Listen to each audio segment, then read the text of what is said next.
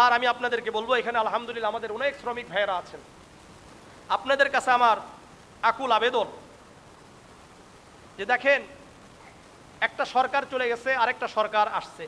আপনারা জানেন দেশকে কি অবস্থায় রেখে গিয়েছেন, এটা আপনারা ভালো করেই জানেন। একদিনে ইচ্ছা করলে সব কিছু করা সম্ভব নয়। যেটা 15 বছর একেবারে শেষ করে দিয়েছে, সেটা আপনি 2 দিনে ঠিক করে নেবেন, এটা আসলে সম্ভব নয়। আমাদের উচিত ছিল, নতুন একটা সরকার আসছে, তারা কখনো দেশ চালাই নাই, তারা শিক্ষিত, বিভিন্নভাবে তারা অন্যদিকে স্পেশালিস্ট, তারা ভালো কিছু কাজ করার জন্য আমাদের সাথে ওয়াদা করছেন, কথা বলছেন। আমরাও মোটামুটি মনে করছি যে কাজ করবেন। তারপরেও আমাদের যে কোনো কেউ কাজ করতে চাইলে আমাদের একটা সময় দিতে হয়, কি বলেন? সময় দিতে হয় কি হয় না? এখন আমরা যদি 2 দিনে যদি মনে করি যে করে এটা করতে হবে, সেটা করতে হবে, এখন আপনারা এই যে দেখেন কারেন্ট চলে যায়, আপনারা বলতেছেন কারেন্ট চলে যাবে কেন?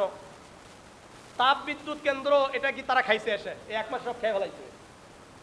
কথা বলেন না কেন? বিদ্যুৎ এই যে মনে করলেন আদানি নাকি টাকা চাচ্ছে, এগুলো কে খেয়ে গেছে? ডক্টর ইউনূস এসে খেয়ে গেছে। শোনেন, তার অনেক দোষ থাকতে পারে, আমি ওদিকে যাচ্ছি না। সে কি আসে আমাদের বাংলাদেশের টাকা পয়সা খেয়ে গেছে? হ্যাঁ, সব নিয়ে পাচার করে দিচ্ছে। বিষয়টা কি এমন? বা তার সাথে যারা আছে তারা কি পাচার করছে? তাহলে তাহলে এগুলো আগেই কি হয়ে গেছে, সব শেষ হয়ে গেছে। এখন এটাকে পরিবর্তন করতে হলে কি দিতে হবে? কিছু সময় দিতে হবে, কমপক্ষে 1 বছর তাদেরকে সময় দেওয়া উচিত যে আপনারা সংস্কার করেন, আপনারা কি করেন, ঠিক করেন।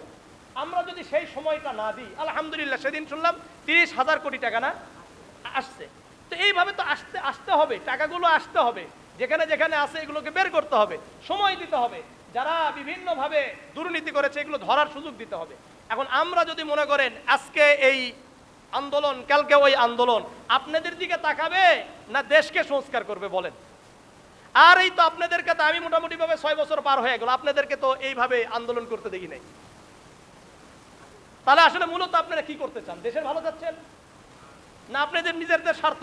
নিজেদের স্বার্থ অর্জন করতে গিয়ে নিজেদের পেটে আবার লাথি না মারা হয় জানো। আমি আপনাদেরকে একটা কথা বলি, শুনেন, যারা গার্মেন্টস মালিক, এদের এত মনে করলেন ইয়া না, এই কি বলে নাই, ঠেকা পড়ে নাই। তারা ইচ্ছা করলে 2 বছর ব্যবসা না করেও ভালো করে খাইতে পারবে কি পারবে না? তাহলে তাদের কি সমস্যা? সমস্যা আমার আপনার, কি বলেন? সমস্যা হলো কাদের? আমার আপনার। এটাই তো বাস্তবতা নাকি? এই আমার আপনার, আমাদের মতো শ্রমিক যারা, তাদের তো সমস্যা হবে, পরিবার না খেয়ে থাকবে, কষ্টটা আমার আপনার হবে, দেশের ক্ষতি হবে।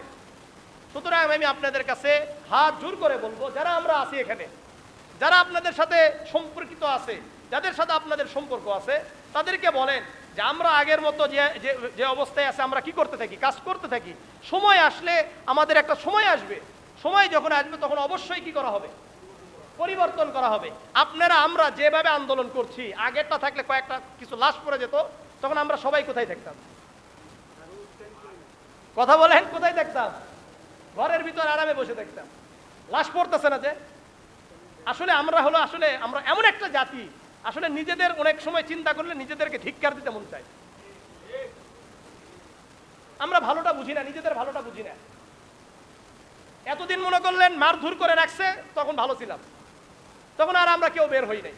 এখন আমাদের সব কি হয়ে চলে আসছে, এই করতে হবে, সেই দাবি, অবশ্যই দাবি আছে, দাবি থাকবে না কেন? আপনার দাবি আছে, আমার দাবি আছে, সবারই দাবি আছে। দাবির শেষ আছে নাকি? কিয়ামত পর্যন্ত দাবি যদি উত্থাপন করেন প্রতি ঘন্টায় ঘন্টা, তাও তো দাবি শেষ হবে না। এত দাবি আমাদের আছে, কি বলেন? আল্লাহ তো আমাদের খুশি করতে পারে নাই, সেখানে মানুষ কিভাবে খুশি করবে? আল্লাহ যেখানে আমাদেরকে কি করতে পারে নাই, খুশি করতে পারে না, সেখানে মানুষ কিভাবে খুশি করবে? সুতরাং আমাদের দাবি থাকবে, সেই দাবি উত্থাপন করার কি আছে, সময় আছে। এই জন্য আমি আপনাদের হাতে পায়ে ধরে বলবো, যারা আমার মুসল্লি, তারা কমপক্ষে এগুলো থেকে বিরত থাকার জন্য চেষ্টা করবেন, নিজেদের কাজ করার জন্য চেষ্টা করবেন। আমার আপনার কারণে যেন দেশের ক্ষতি না হয়, সমাজের ক্ষতি না হয়, আরো 10 জন শ্রমিকদের ক্ষতি না হয়, যারা একেবারে নীরব, অর্থাৎ এটাকে কি বলে, নিরীহ, এদের যেন ক্ষতি না হয়। যারা বিভিন্ন এলাকাতে আছে বাড়িওয়ালা, এদের ক্ষতি যেন না হয়। কারণ আপনাদের যদি কি বন্ধ হয়ে যায়, গার্মেন্টস বন্ধ হয়ে যায়, তাহলে আপনি যাবেন কোথায়? হ্যাঁ, ফরম ঢাকা টু গ্রাম, গ্রাম বুঝেন, গ্রামে যা বসে থাকতে হবে। তখন এই এলাকার বাড়িওয়ালারা কি করবে? যারা লোন নিয়ে বিল্ডিং করছে তারা কি করবে? করেন, আল্লাহ হেফাজত করেন, আল্লাহ হেফাজত করেন। যাই হোক, আমি আপনাদের হাতে পায়ে ধরে বলবো, আপনারা অবশ্যই সময় দিবেন, সরকারকে সময় দিবেন এবং শৃঙ্খলা বজায় রাখবেন, নিজেদের কাজ করবেন ইনশাআল্লাহ। মনে থাকবে তো ইনশাআল্লাহ? করা যাবে তো ইনশাআল্লাহ? অন্যদেরকে বুঝাবেন তো ইনশাআল্লাহ? এই যে কষ্ট হচ্ছে, মনে করলেন রাস্তাঘাটে চলাফেরা করা যাচ্ছে না, এটা তো আমাদের কষ্ট, সবারই কষ্ট হচ্ছে। সব দিক বিবেচনা করে আমি আপনাদের হাতে পায়ে ধরে বলবো, আমি আপনাদের ইমাম হিসাবে, ভাই হিসাবে, সন্তান হিসাবে, বন্ধু হিসাবে, যে যেমনই মনে করেন, সবার সাথে আপনারা জানেন যে আপনাদের একেবারে নিম্ন থেকে উঁচু পর্যন্ত সবার সাথে আমার ভাই ভাই সম্পর্ক, সন্তান বাবা সম্পর্ক, বন্ধু সম্পর্ক। তো আমি ওই জায়গা থেকে আমি আপনার বিভিন্ন ইমামরা এইভাবে বলতে পারেন, আমি আপনাদেরকে যেভাবে বলি, কারণ আমি আপনাদেরকেও একেবারে নিজের আপন মনে করি, আপনারাও আমাকে অনেক আপন মনে করেন, সেই জায়গাগুলো থেকে আপনাদের বিভিন্ন কথা আমি বলি।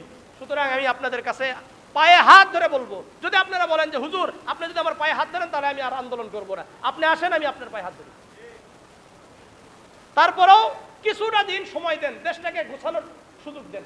আল্লাহ আমাদের সবাইকে বুঝার তৌফিক দান করেন, আল্লাহ সবাইকে বুঝার তৌফিক দান করেন। সুবহানাকাল্লাহুম্মা বিহামদিকা আশহাদু আল্লা ইলাহা ইল্লা আনতা আস্তাগফিরুকা।